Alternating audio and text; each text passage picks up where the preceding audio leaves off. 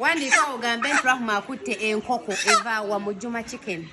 Juma Chicken ye musajja alese ebyobulunzi ebisinze. Nze gwenda biddeko abalala simanyi mwe mulabire naye nze gwenda biddeko. Omwami Juma Chicken adiringira mu nkoko. Oyagala nganda, oyagala nzungu. Bwe kiki weetaaga? Oyina omukolo, oyina pate. Onoonya ku nkoko y'okulya ewooma erina essavu. Juma Chicken byonna yazze ebbanga abamalako eyennaku. Nawulyako linga mugamba mbu sima ya KFC yakola akalango nti muli abantu.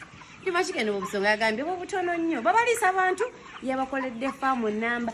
Weejo ofaanana gamba bampeeri kati bampeeno. Nze ngenze neeno naye nga bina bisanga wano ku Juma Chicken. Tusanye ku TikTok, ku Instagram, wonna weetuli. Oba tukubire ku namba yaffe oba tuwhatsapping 0750046 temwerabira sikusange Kampala nga tofumba Juma Chicken. Ngamba maba restaurant. Juma Chicken on the world. Say it with me. Quality over quantity.